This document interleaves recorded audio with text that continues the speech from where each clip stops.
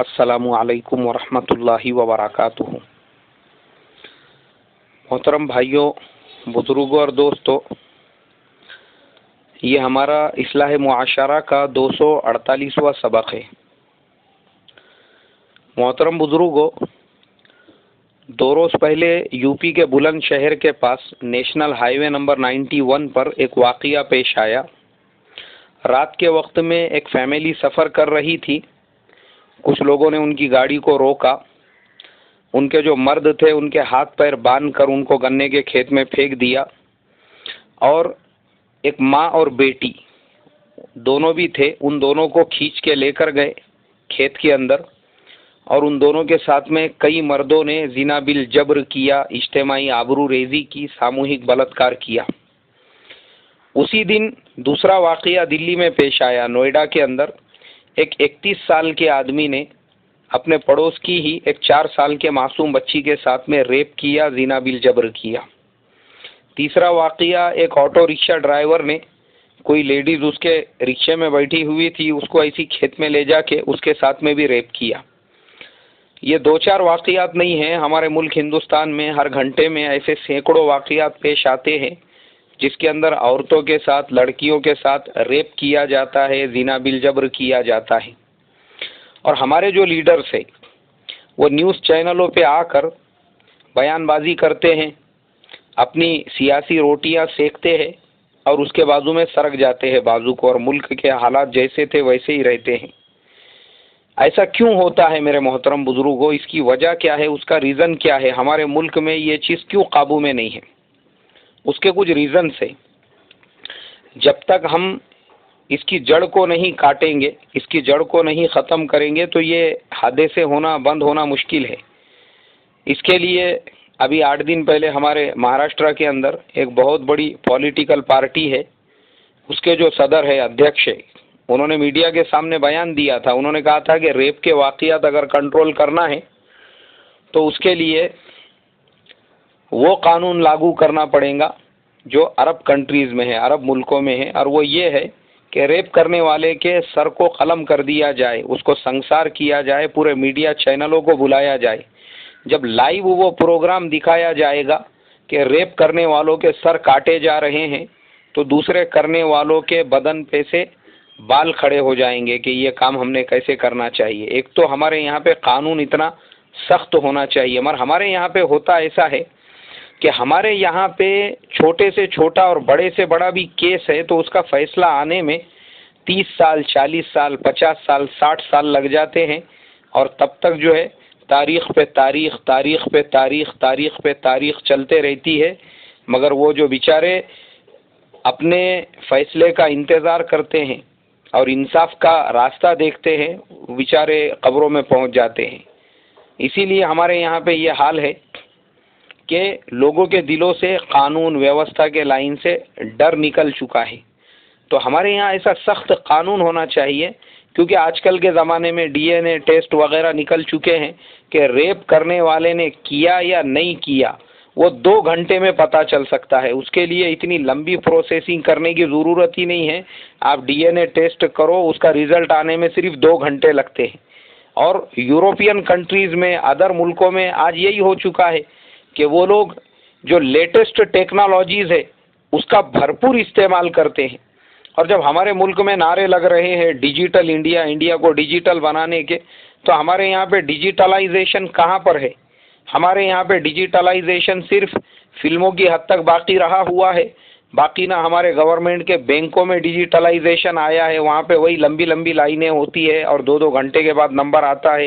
ना हमारे पोस्ट ऑफिसों में डिजिटलाइजेशन हुआ है, ना हमारे रेलवे स्टेशनों पे डिजिटलाइजेशन हुआ है, ना हमारे पुलिस स्टेशनों में डिजिटलाइजेशन हुआ है, ना हमारे कोर्ट कचहरियों में डिजिटलाइजेशन हुआ है, और ना ही हमारे यहाँ पर ये जो फैसला करने की जो प्रतिक्रिया है और फैसला करने का जो ड्यूरेशन है उसके अंदर डिजिटलाइजेशन हुआ है।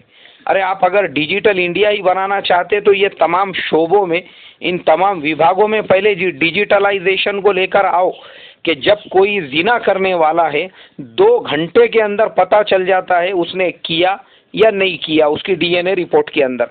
तो ये टेक्नोलॉजीज को यूज करके हम ऐसा सिस्टम बनाए जिसके अंदर हफ्ते 15 दिन महीने भर के अंदर फैसला हो जाना चाहिए कि इसको क्या सजा मिलेंगी, और सजा ऐसी सख्त हो कि लाइव वो टीवी चैनलों पे बताई जाए और उसका सर कलम कर दिया जाए ताकि दूसरे लोगों के दिलों में उसका डर पैदा हो।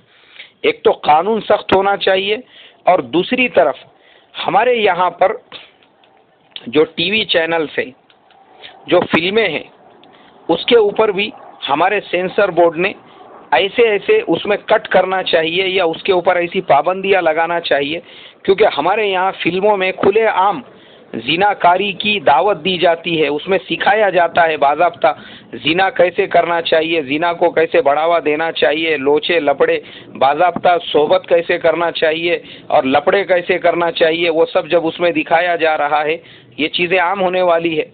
और जो लिबास वगैरह का जो फैशन आज हमारे मुआशरे में फैलता है वो हमारे फिल्मों की वजह से फैलता है।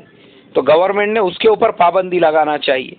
टीवी चैनलों के ऊपर पहले खाने की चीज़ें, पीने की चीज़ें, बिस्किट के पैकेट, शैम्पू वगैरह के ऐड आते थे, मगर आज हमारे मुआशरे में इतनी खराबी आ चुकी है, आज हमारे टीवियों के ऊपर खुले आम ऐसी दवाओं के एडवर्टाइजमेंट आम हो चुके हैं जो मर्दों की ताकत बढ़ाने वाली है।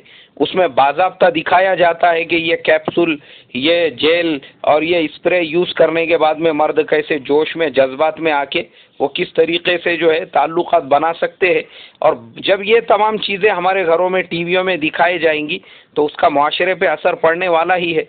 उसके अलावा कंडोम के ऐड खुलेआम टीवियों के ऊपर दिए जाते हैं कि कंडोम कैसे इस्तेमाल करना चाहिए, और बाज़ाब्ता इतने फहिश और गंदे अंदाज के अंदर कि लोग उसकी वजह से जिनाकारी के ऊपर आमादा होते हैं। वो तमाम चीज़ें देखने के बाद घरों का माहौल ख़राब होता है और फिर ये ऐसे हादसे पेश आते हैं।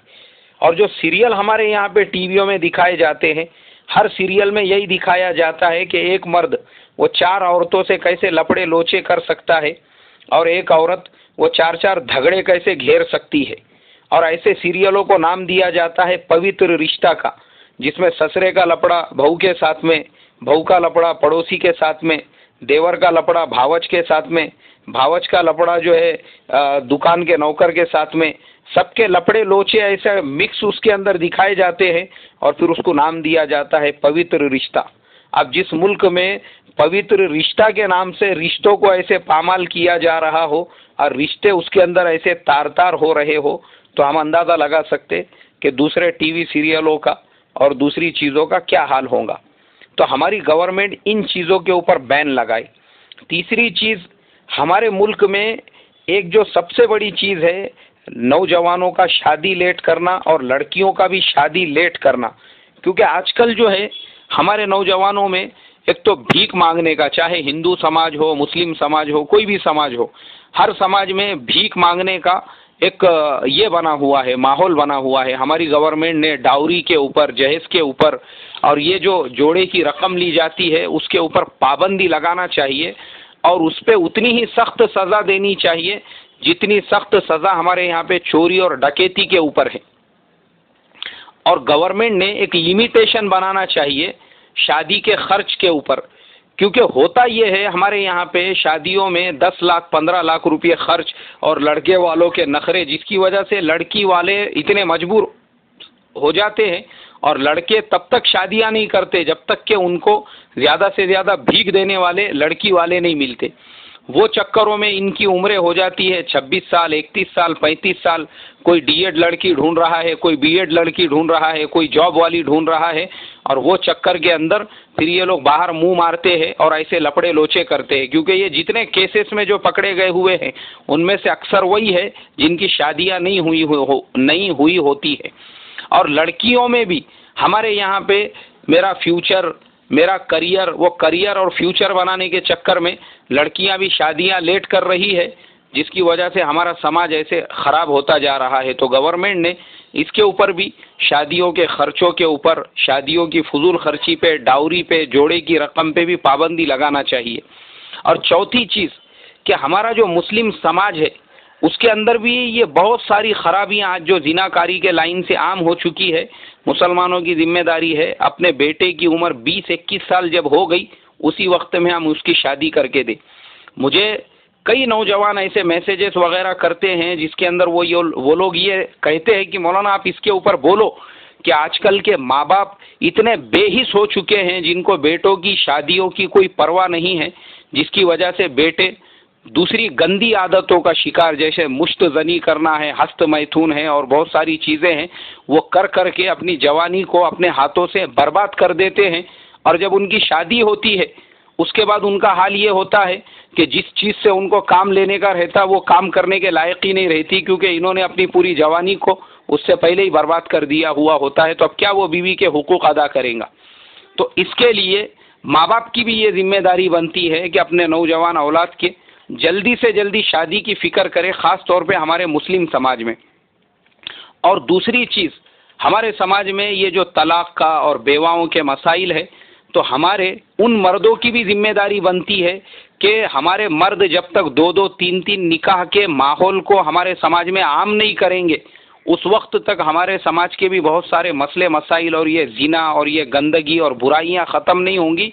वरना मुसलमानों की वो लड़कियां जो बेसहारा हो चुकी है, मैं आपको नहीं बता सकता उनकी कारगुजारियां कि वो कैसी कैसी जगहों पे जाके कैसे कैसे काम कर रही है मजबूरी की हालत में। यहाँ तक कि बहुत सारी मुसलमान लड़कियां वो बियर बारों के अंदर बार गर्ल भरने पे मजबूर हो चुकी है, जब उनके सर पे उनके शोहर का साया नहीं रहा या उनकी तलाक हो गई और घर में कोई कमाने वाला नहीं रहा। तो कौन जिम्मेदार है? तो मुसलमानों की जिम्मेदारी है कि हमारे समाज में ये जो ऐब हमने बना लिया दो निकाह और तीन निकाह को, जब तक हम इसको ख़त्म नहीं करेंगे और पूरे समाज में दो दो निकाह का माहौल नहीं बनाएंगे, उस वक्त तक समाज में से ये गंदगियां नहीं निकलेंगी। ये वो तमाम असबाब और जड़ें हैं, जब तक हम इसको ख़त्म नहीं करेंगे हमारे मुल्क के अंदर अमन व अमान वाला माहौल नहीं बनेगा। अल्लाह मुझे आपको अमल की तौफीक अता फरमाए।